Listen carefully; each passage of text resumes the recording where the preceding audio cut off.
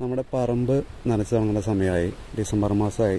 അത്യാവശ്യം നല്ല കാറ്റ് കാലമാണ് അപ്പോൾ പറമ്പൊക്കെ പെട്ടെന്ന് ഉണങ്ങും. അപ്പോൾ നമ്മുടെ ജാതി, തെങ്ങ് മുതലായിരിക്കും ഇപ്പോൾ നനച്ച് തുടങ്ങേണ്ട സമയമാണ്.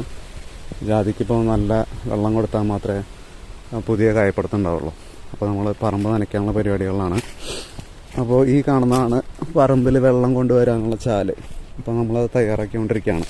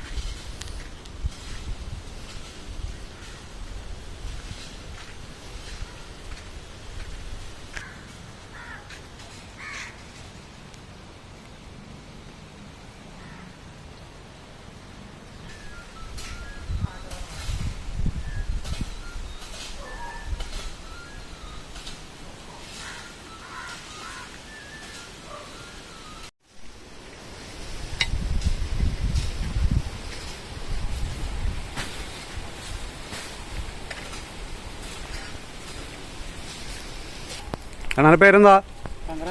തങ്കരാജ്. എവിടെ നാടവിടെ? നാമക്കല്ലേ? ആ ഹാ ഹാ. നമ്മുടെ കുമാറിന്റെ ഒക്കെ? ആ ഹാ ഹാ. ശരി ശരി.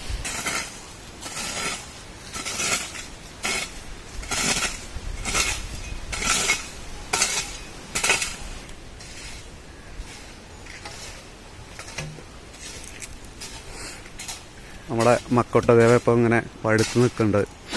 കുറച്ച് ഞാൻ പൊട്ടിച്ചു. ഇനി കുറച്ചും കൂടി നമുക്ക്, കുറച്ചല്ല, ഒരു 4-5 പീസും കൂടി ഇങ്ങനെ പൊട്ടിക്കാനായിട്ട് നിൽക്കുന്നുണ്ട്.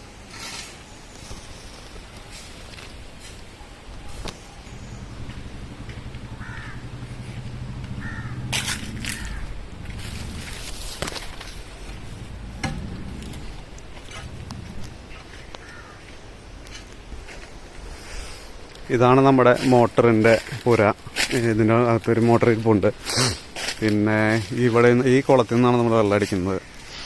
അപ്പോൾ ഇതല്ലാതെ നമുക്ക് വെള്ളം എത്തിക്കാനായിട്ട് വേറൊരു സംവിധാനം കൂടിയുണ്ട്. പുഴയിൽ നിന്ന് ഡയറക്റ്റ് വെള്ളം പറമ്പിലേക്ക് എത്തുന്ന ഒരു ലിഫ്റ്റ് ഇറിഗേഷൻ ഒരു പദ്ധതിയും കൂടിയുണ്ട്. അപ്പോൾ തൽക്കാലം നമ്മളത് യൂസ് ചെയ്യുന്നില്ല, വെള്ളം വന്നിട്ടില്ല ഇതുവരെ. അപ്പോൾ നമ്മളിപ്പോൾ മോട്ടർ ഉപയോഗിച്ചിട്ട് വെള്ളം അടിച്ച് നനയ്ക്കാനുള്ള പരിപാടിയാണ്. അവിടെ വെള്ളം വന്നു തുടങ്ങി നമ്മൾ പിന്നെ ലിഫ്റ്റ് ഇറിഗേഷന് വെള്ളമായിരിക്കും ഉപയോഗിക്കുക.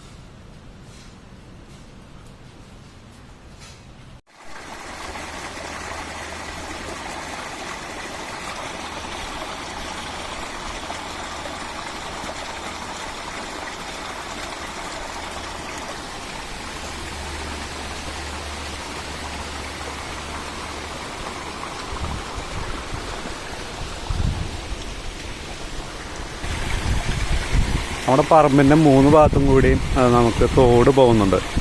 അത് കാരണം നമുക്ക് വെള്ളത്തിന് യാതൊരു ക്ഷാമം ഇവിടെ ഇല്ല. പിന്നെ ഇവിടെ നിന്നൊരു 100-200 മീറ്റർ മാറിക്കഴിഞ്ഞാൽ നമുക്ക് പുഴയുണ്ട്. മണലിപ്പുഴ എന്ന് പറയും, പീച്ചി ഡാമിൽ നിന്ന് ഉത്ഭവിക്കുന്ന. അത് കാരണം വേനൽക്കാലത്ത് നമുക്ക് വെള്ളത്തിന് യാതൊരു ക്ഷാമമില്ല.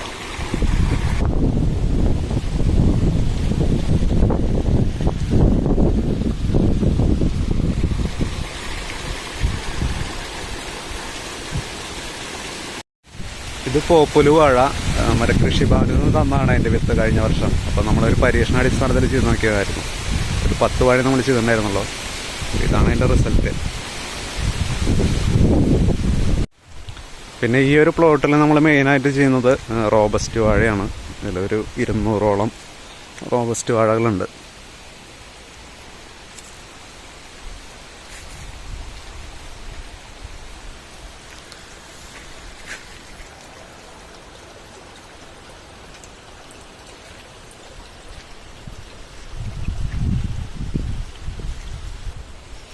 പിന്നെ ഇതിനിടയ്ക്ക് തന്നെ വീട്ടിലാവശ്യത്തിനായിട്ട് കുറച്ച് പച്ചക്കറിയും അതുപോലെ മുളകൊക്കെ കൃഷി ചെയ്യുന്നുണ്ട്. ഇത് കുറച്ച് ഏരിയയിൽ തീറ്റപ്പുല്ല് കൃഷിയുണ്ട് നമ്മുടെ പശുവിന് കൊടുക്കാനായിട്ട്.